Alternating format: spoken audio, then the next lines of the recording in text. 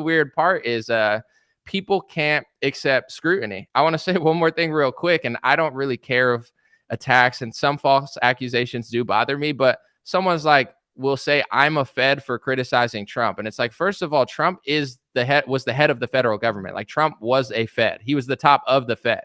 He used the federal power to do socialism, print UBI checks, print money, give it out to corporations, and give $18 billion to big pharma. He was the head of the Fed.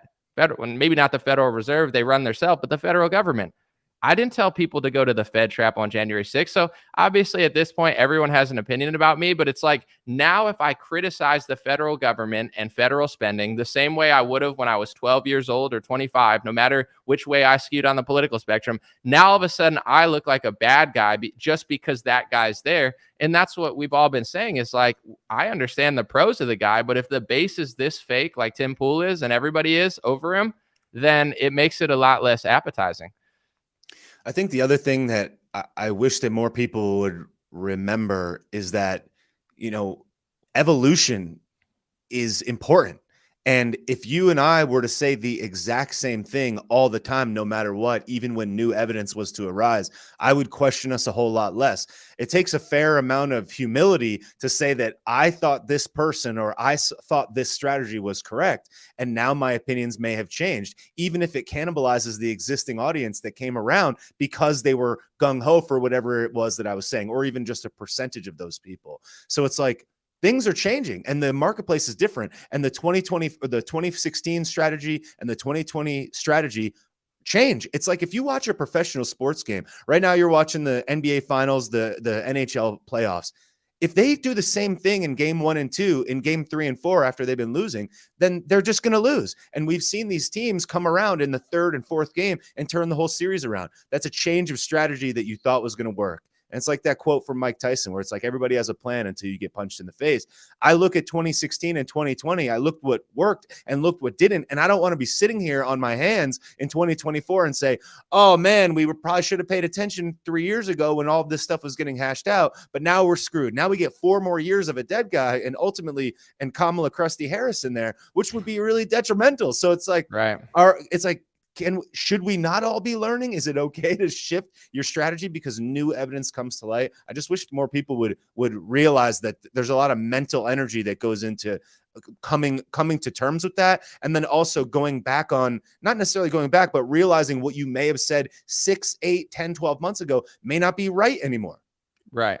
And on the flip side of that, of evolving, obviously people are allowed to evolve. What I find interesting is if I said the same thing in 4 different directions, I'd get 4 different responses from people depending who was in office. I want to address this comment, not because I'm upset, because it fits into the conversation.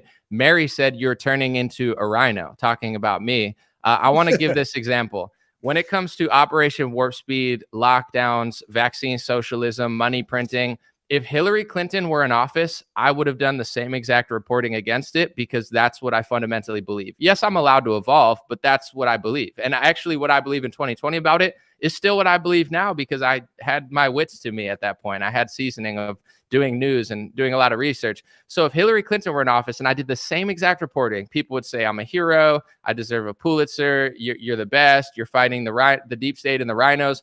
But then if Trump's in office, because people are so obsessed with the character of him and don't pay attention to who he really, became as a leader, now I'm a rhino. Now I'm a bad person. Now I'm a liberal. Now I'm a Democrat. So when Trump shares Democrat CNN COVID propaganda, which he's doing now about Florida that he doesn't believe and none of his base believes because it's cooked data that doesn't even make sense out of context, now I'm the rhino for disagreeing with Democrats because now Trump's parroting Democrats. So the Republican thing is what Democrats are doing. This is what a mind spiral the guy has. And if anything, over the past 3 years, I've only gotten more conservative and further than even Trump on almost every issue. And I'm not like bragging about it. It's like, I don't even consider him that principled on 8 out of 10 things. So I'm not saying this to be upset. It's just like people, if you watch, and I hope people do with an open mind, no disrespect, we're going to talk about it behind the paywall, to my quite frankly debate, why? Once you unravel the minds of people who think everyone's a rhino and you could prove that Trump worked with rhinos and Trump worked with lobbyists and Trump worked with swampers and Trump liked Paul Ryan and Trump endorsed Mitt Romney and Trump endorsed Mitch. Once you could prove all that, the only thing that people who call me a rhino could say, and I'm not saying quite frankly did that, but he has that same like Trump mindset. It's like he's a good time. It's a good time. So Trump's a good time, but that's what the vote is like. What, people haven't intellectually challenged themselves for a while, and when you start to pull back the layers of what they believe, a lot of people don't really know what they believe, and it doesn't really make sense. They've just been comfortable. So I've tested my ideas in the fire, and I implore everybody to test theirs in the fire also with people who disagree. Yeah, and I saw somebody the other day say something like RINO is the right's racist. It's like they're using this word, they're interchanging this word with I don't have a real reason why, so you're a rhino. It's like, oh, I don't like what you have to say, therefore you're a racist. Is they're using this term as a way of dismissing having to actually articulate the individual things that you disagree with. And as I said to you offline last night, I really do think that people are not putting in the difficult work of realizing that there actually could be another side to this, that there could be another candidate. And it doesn't even necessarily have to be DeSantis, but you have to be willing to at least entertain the fact that there could be something there. The simplest position to take in Republican politics right now is Trump 2024, Trump no matter what. Trump is our guy. Everybody else is a rhino, globalist, Soros, Hillary supporting demon, where it's like, actually looking on the other side of it is almost like what it was like thinking that you might actually vote for Trump in 2016. It took a lot of difficult work, and then actually being willing to come out and say that you might support this guy exposed you to all types of slings and arrows. So I just wish that people would consider it. I'm not even saying vote for him. I'm not even necessarily convinced, but I just wish that people would do that hard work that they were willing to do in 2016 to realize that Trump actually might be the right candidate. I use rhino a lot just because it's such a common Republican term, but I've always thought that it's a bad term because it kind of makes it seem like the Republican Party is not corrupt. Like rhino, for those who don't know, means Republican in name only. So it's suggesting that any bad Republican is a Democrat. The truth is Mitt Romney's a Republican. He's just a fake one. John McCain was a Republican. He's just a fake one. George Bush was a Republican. He just started a lot of wars. Like, the truth is, most of the Republican Party sucks. So in many ways, the name rhino, not only are people overusing it like the word racist, it's kind of a cop-out in general for Republicans to tell themselves that their party's not corrupt. It would be like if every bad Democrat, they just said, oh, they're a Republican. No, Obama's a Democrat. Dianne Feinstein's a Democrat. Both parties suck. But I think Republicans like to play this game of like, both parties suck except for my guy, and that's become very toxic. I'm not saying that DeSantis is your hero. I'm not saying that I just told you he made a huge error.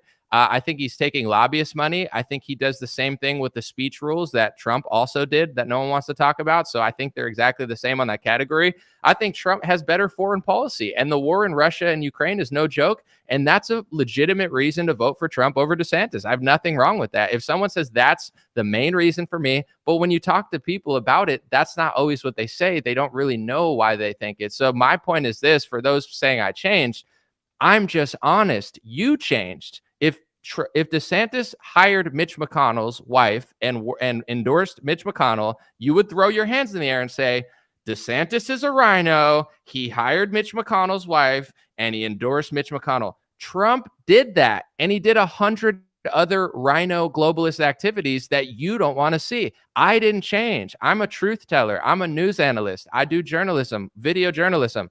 You are a professional slobberer. I almost said slobnob, but slobber is probably a better word.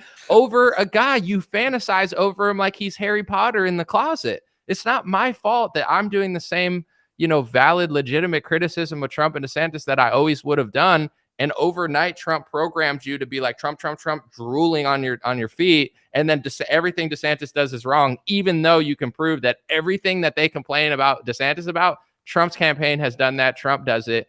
And he, in 8 out of 10 categories, he's like backwards on still because he doesn't feel any need to switch on those topics because he knows he could literally do anything and his base will make an excuse for it. So he's not getting better.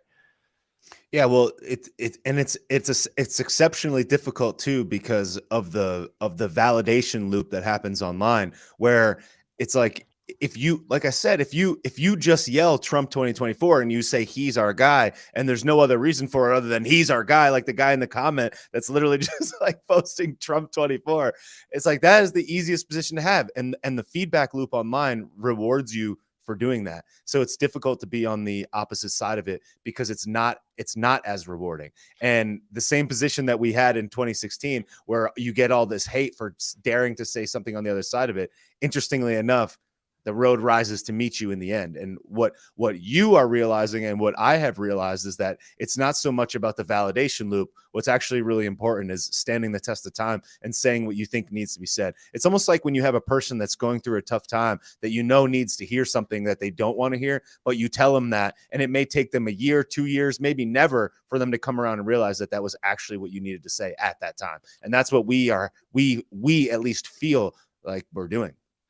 I'm going to read this because I feel like I worded it really properly and I'd rather just read it word for word. So this was my tweet, and I think this is as fair as you're going to get. And I didn't even get that much backlash on this because it's so like worded to the point.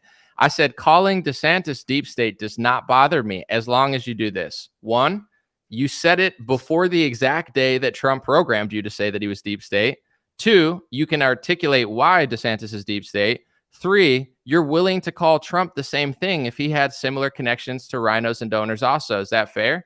If you can name 3 rhinos that hang around DeSantis and back his campaign, and I could name over 10 that Trump actually hired when he had power, how is that really the tipping point for your support? It's not. You're just repeating what someone else told you to say or think.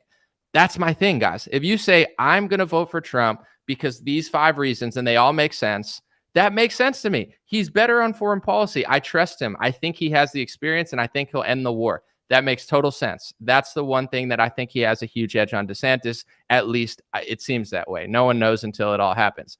But that's the truth. It's like, if you're going to say DeSantis is deep state because he hangs around with Jeb Bush and Paul Ryan, but I can name 10 people like Lindsey Graham that are just the same, if not worse, that Trump not only hangs around with, but is endorsed by and gives his stage to still in 2023, then the truth is you're not telling the truth. Not me, you, because that's not your tipping point. If that was your tipping point, that would tip you off of the Trump train also. If it hasn't, then that's not really what makes the difference. Just be honest with yourself. Be like, I like him. I like the personality, like Tim Pool. I don't care that you're going to vote for Trump over DeSantis, but just be honest about it. Be like, when he's like, it's the Alvin Bragg thing. Sure it is, Tim. It's the AI thing, even though, his campaigns does it, but it's worse when DeSantis does it. Bro, that's not your real reason. You're allowed to vote. Your vote counts. Just be honest with people so you stop scrambling their brains, because half the reason so many people can't think is because instead of thinking for their own, watching my show, watching Tim's show, and using their own brain, they just regurgitate what a lot of influencers and what Trump says. So now they're just like, they haven't thought in a while. Well, and the other thing too is that saying that you let's say that you like DeSantis, not wanting to vote for him is a legitimate position. Nobody questions whether or not you have the right or you may be right or wrong to choose to say, hey, I'm sticking with Trump. But what is frustrating, whether it be DeSantis that I support or not, is that people will say things about other candidates like DeSantis, for example, that nobody would have let fly when it came to Trump. So, for example, they'll be like, well, I just don't like him, or I don't like his wife, or I don't trust him, or he seems sneaky. It's like, that's fine that you think that he's sneaky, but is that really a policy decision? Because any other person could have said the exact same thing to you about Trump in 2016 or in 2020, and you would have had all of these reasons as to why that was not the case. You would have been like, well, we had this great economy. Oh, but he's mean. I don't like him. He's got mean tweets or whatever. Any criticism that they would have had about Trump is what the same thing that other people are throwing at DeSantis. Now, if you say, well, DeSantis is X, Y, and Z, and I don't like these specific things that he did or these policies, great. That's a great criticism. I'm just trying to focus on the people that are saying, I don't like him. I don't trust him. I don't trust his face. I don't like his wife. It's like, is that really the reason? Is that fair? Right. Dude, politics is such a fake world. Like, even when I said with Christina Pushaw, where, she's working for DeSantis, if she comes out and says that was a mistake, but also Trump's campaign did it, that's great. If you can't even admit that was a mistake, then I'm starting to think it's not. Like, just because they're acting like children doesn't mean you should act like a child. And like you're saying with the Melania stuff, I never bought into Melania was, she posed nude or whatever she did. She's a beautiful woman, right? She's a beautiful model, and Trump is Trump. So he married a model and they've stayed together, and that's amazing. And I'm not a jerk. I'm not going to question his personal life, question her looks. I never once said, oh, well, her boobs were out one time and she's this or that. I always had respect for her because as a woman, I feel like that's a nice thing to do. She's the wife of a president. Yeah, if she talks, she could be criticized, but I never once did that. Now I'm not saying you have to like DeSantis's wife if she speaks, but like I see influencers, she's uglier than Melania. She's a different type of pretty. She's a beautiful girl. Melania is like a model that hangs out with rich guys, and DeSantis's wife seems like a girl next door, just like a beautiful wife. She's not ugly by any means. She's a super beautiful. They're both different types of pretty. You're gonna say that DeSantis's wife is ugly, and that like you're being a hypocrite. Like you're saying, I don't care that you vote for Trump because you like him better, but like you're like a 5-year-old. Like, oh, I don't like her face. I don't like the way she dresses, so that's why I'm gonna